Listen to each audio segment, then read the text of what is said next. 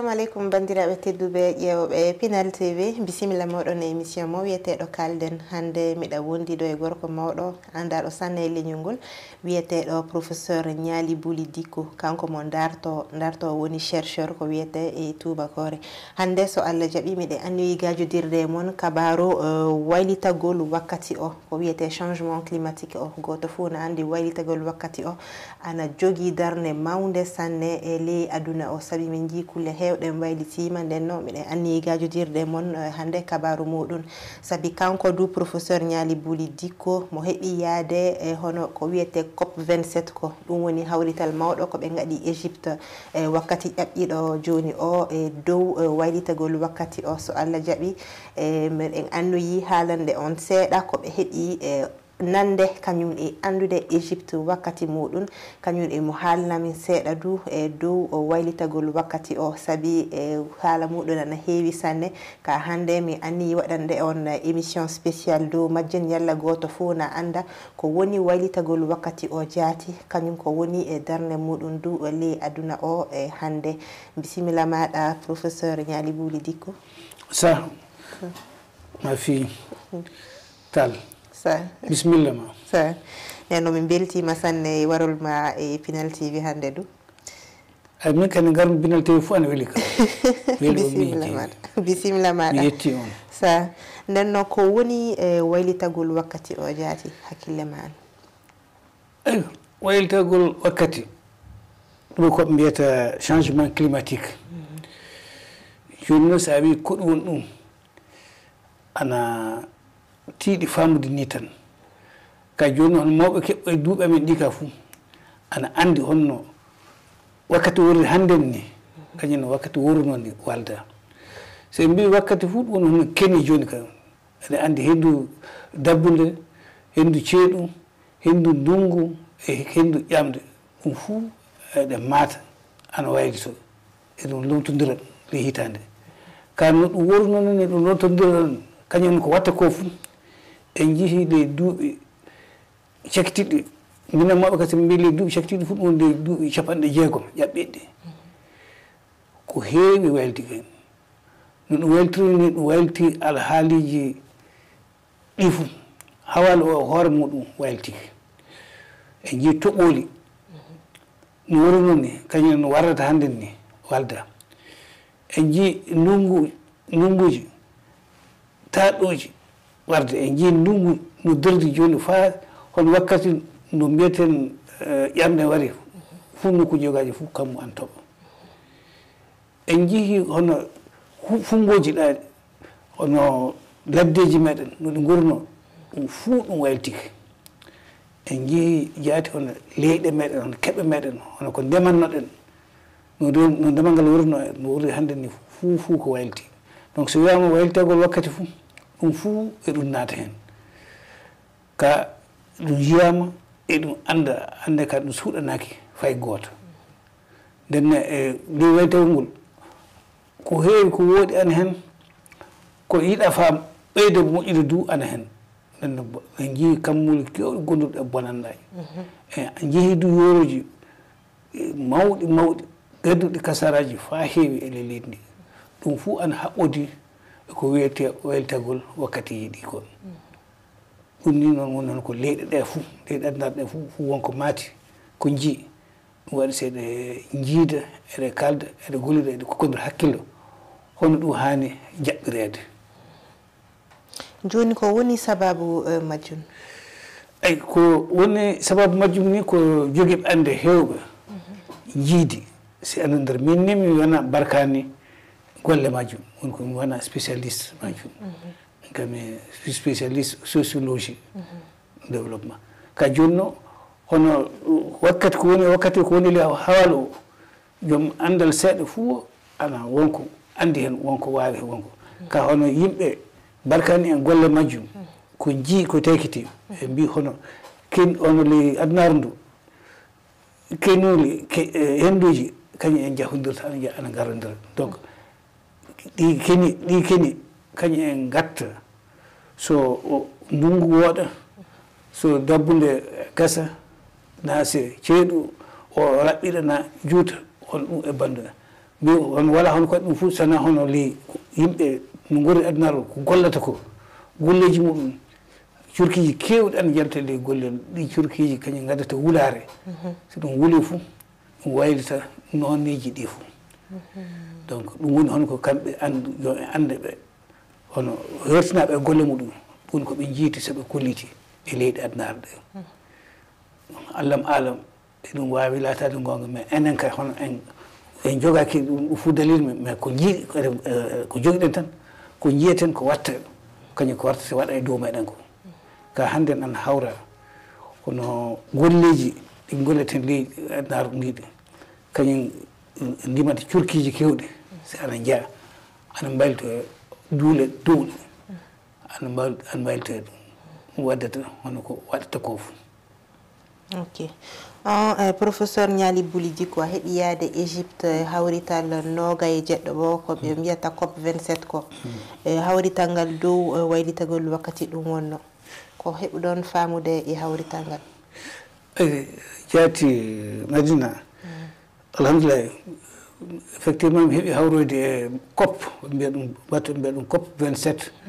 woni batu nogay e jeɗɗo o COP o wona hunde fof so wona hono batu gollidoɓe ɗum batu leyɗe gonɗe woni fof woni batu leyɗe adnare ɗe fof batu muɗum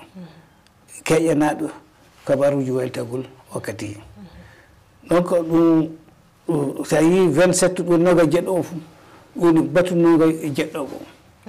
ley duuɓi capantati e cakitiɗɗi hitande fof batu o ana waɗa so wona noon hitande duuɓi ɗiɗi ko covid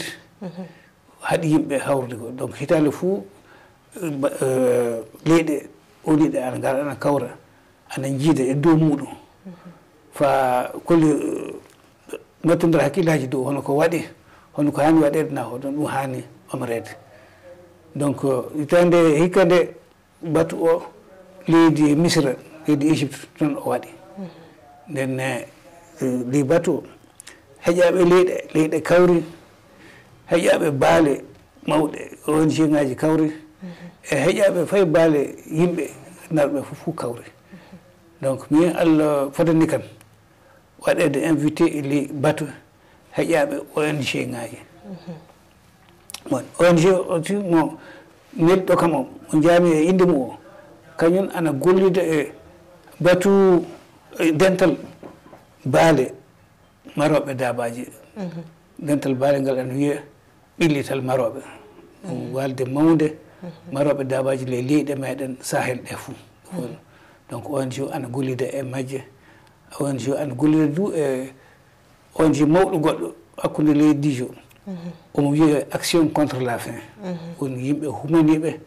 rewtude basal e yolbere fuu ɗum ɓe gaɗimi invité ndenne wala komi gaɗimi sanna ɓe mbino holli batu o ana hanno andede ko ɗum woni hono ko maroɓe dabaji kañum ko ɗum woni hono ko jinno ko hono wonno ko kasara mo keeɓi de waytagol wakkatiji ɗe kañum so tawi dabar ana fiye ko ɗon hen hakkille muɗum donc ɗum woni ko minen min jano wamin ƴeewa hono yimɓe maroɓe dabaji e leydi goɗɗe e fuu kawrata hakkude maɓɓe ɓe ƴewda hoɗum waɗi e leydi maɓɓe ɗe hoɗum woni hono ko ɗum bonni hono woni kasaraji ɗum hono ɗi mbawiri sakkirede hono mbawiri jaɓɓitirede ɗum batu muɗum donc ɗum batu hakke balɗe 5 min kawri toon yimɓe leyɗe kewɗe donc mali ɗo du yimɓe kewɓe jeehi mais hono batu maroɓe dabaji hono muɗum Allah waɗi min heeɓi hawrude hen donc ɗum woni hay komin woni komin jeyino famin kaali haala muɗum nenno ko mbiɗa ko ley batu maroɓe dabaji ni anni jaruɗa inde muɗum jaati ko mbawɗa haalde to hono tiiɗalla ko maroɓe dabaji jogui ɗo e Mali donc wona Mali ɗo e ley leyɗe sahel ɗe fuu hono wattagol wakkatiji waddi tiiɗalla mawɗo tiiɗalla fa tiiɗallaji mawɗi saabu go'o ka ono ko e yiyama ñamdu dabaji ɓuytima fa wona seese se yoroji ɗi juuti ana bonani margol dabaji tan on fuu ana woni holno dabaji ɗi ñamdu muɗum fanɗiti hay nokkuje ɗe kewɗe wonɗo remetenno ɗo turetenno tan hande na fay hunde wala nokku na ko ɓuuri hewde fof ko remete nden ɗum fuu ana wadda haɓo hakkude maroɓe dabaji e remoɓe donc wadde fayi hono ana miila jaati fay hono ko hewti hono leyɗe meɗen sahelde ɓami hono joni kam Mali Niger e Burkina hono ko hewɓe ana wiya ɗum hakkude duroɓe e remoɓe ɗum fuu hono ana wawi miile ana wawi wiyede ɗum fuu battane hono ko wakkati ɗi mbaylti ko ñamduji ɗi panɗi ko alhaaliji kewɗi wonko boni hen ndenne ɗum fuu ndenne yimɓe fof kawri dow majjum hoɗum hani waɗede na so tawi hono hani jaɓɓirede tiɗ Allah mo wayi tagol wakkatiji waɗi hono hani jaɓɓirede joni ka e banggal ndema e banggal margol dabaji e banggal goɗɗum fuu donc e banggal hono margol dabaji hono ko yimɓe kolliti tan mbi wajibi hakkillaji ngari joni ka yimɓe golloɓe fuu ana golle o ana hani waylitade golloɓe fof ana hani waylitade sana waylite yimɓe fuu joddo andida ɓamde hono ko hani waɗede ko hono ko remoɓe tan ketta feere muɗen taƴa sariyaji tawi ana jeggiti feyi won maroɓe dabaji bangen ɗum sele leyɗe ɗe ana kaani wadde hakkille on margol dabaji e ndemal fuu yo puut c'est mesure ngaji so tawi wonko gollete fa moƴƴita fu ɗum fuu kadi ɓamneɗe ɓe fof goto fuu hakke muɗum ana hani ƴeewede ana kewi ay won leyɗe hono mbiyete leyɗe ɓurɗe fuu jogade hannden leyɗe alɗuɗe hannden ɗe gondirɗe muɗum mawɗe ɗe ana anda hono gondirɗe maɓɓe mawɗe ɗe kañum ɓuuri fuu bonnude alhaali wakkatiji kañum ɓuuri fuu latade on sababu so wakkati o wayltiri hono boniri ndenne ɗen leyɗe ana kaani kañum hooremo faabitade leyɗe goɗɗe ɗe yalla ana keɓa no jaɓɓitoro tiɗallaji ɗi ɓe kolliti so leyɗe goɗɗe ɗe so ɗen leyɗe itti jawdi fa leyɗe hono leyɗe meɗen ɗe balle ɓe tinno kanankoɓe tinno pati jeggita gueɗu maroɓe dabaji ɓe so golleji ana moƴƴine ɗum hon joni gasi hono won barrage ji won périmètre ngaji fof ana moƴƴine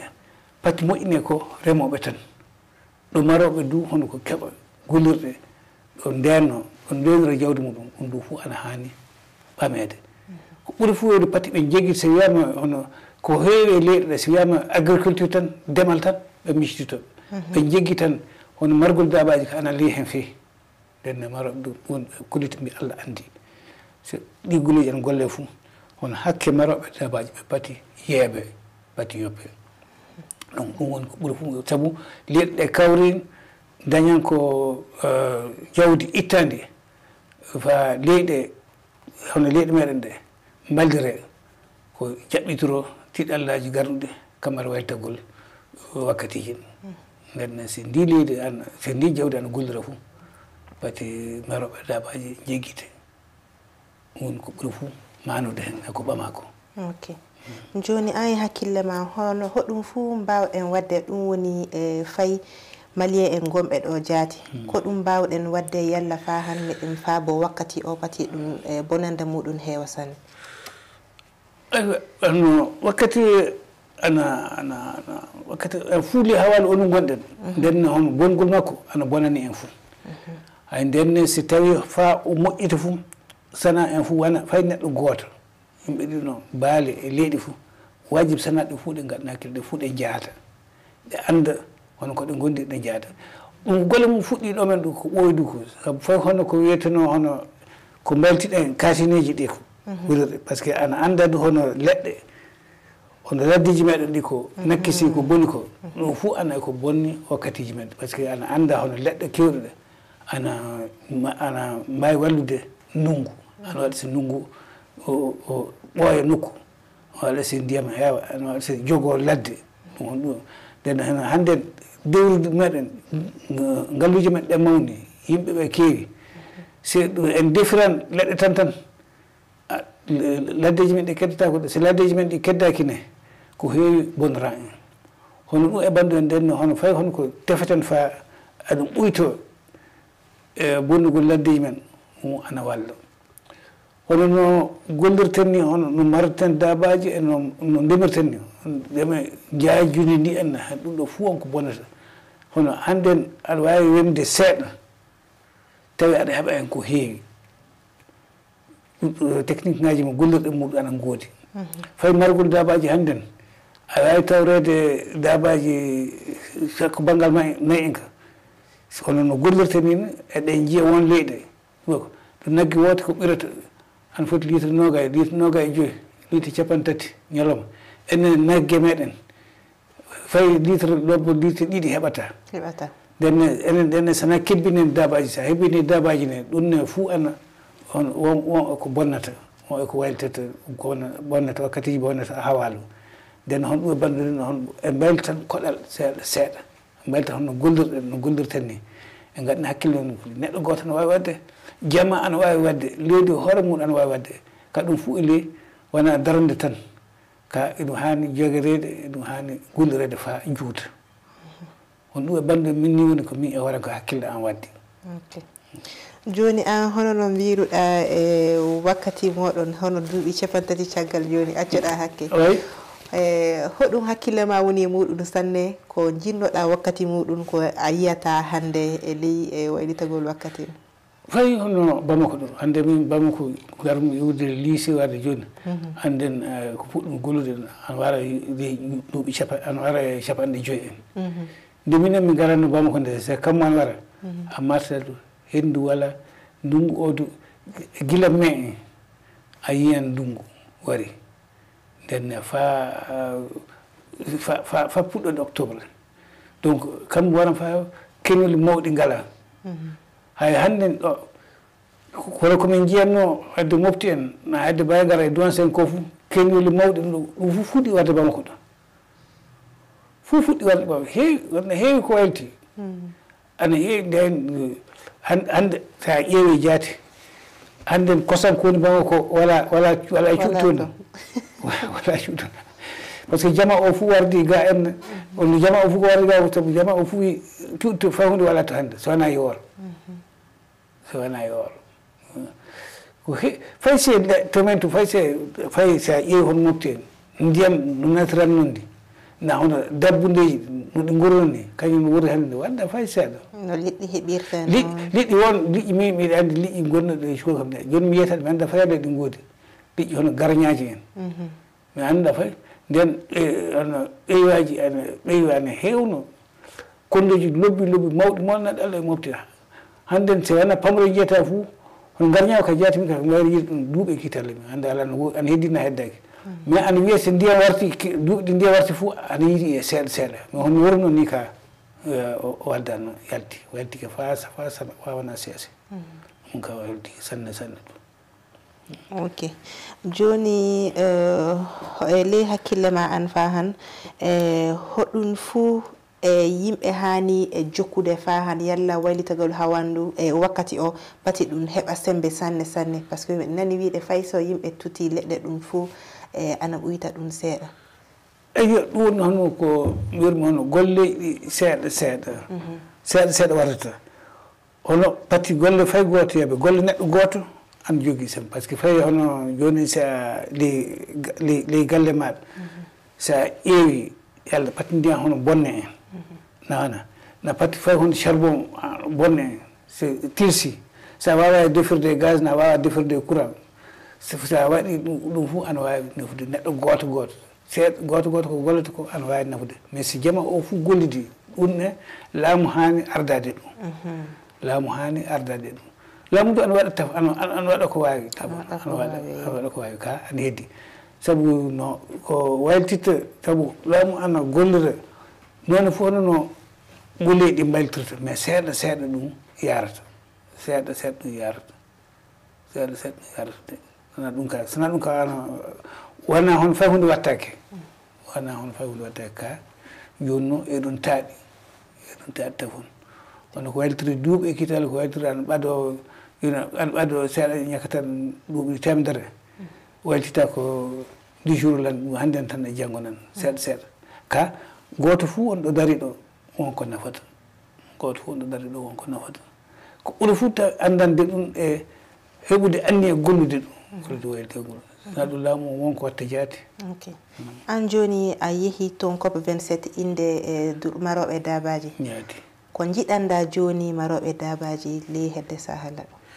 eyi ko jiɗanmi maroɓe dabaji ley sahalo ko jiɗanmi ɗe go'o kam ko jiɗanmi ɗe yo jaam heeɓe e leydi ndi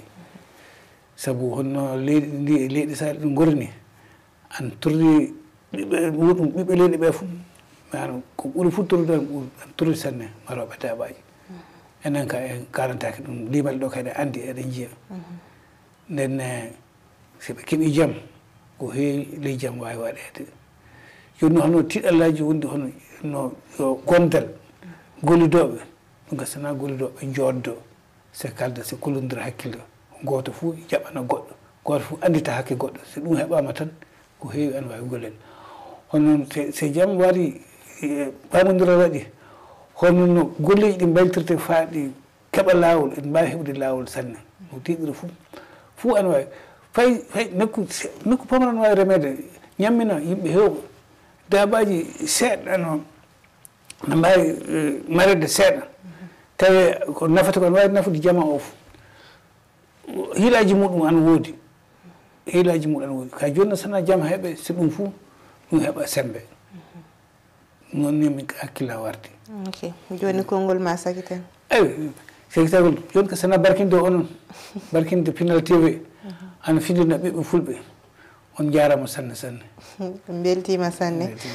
professeur Nialy Bouly Dicko bandiraɓe tedduɓe ƴeewoɓe Pinal TV ɗum ni wonno émission mo spécial hande dow COP 27 o miɗa wondunoɗo e kanko babban professeur Nialy Bouly Dicko miɗa miila goto foof heeɓi ka famalla e dow waylitagol wakkati o nenno e tiɗallaji muɗum saabi haala muɗum ana heewi sanne min mbawa haalde ɗum fuu hande tan dow plateau o nenno mi jowti kala ƴewɗo Pinal TV lanɗo hollu en hono muɗum gasen so Allah jaaɓi assalamu aleykum moɗon aleykum salam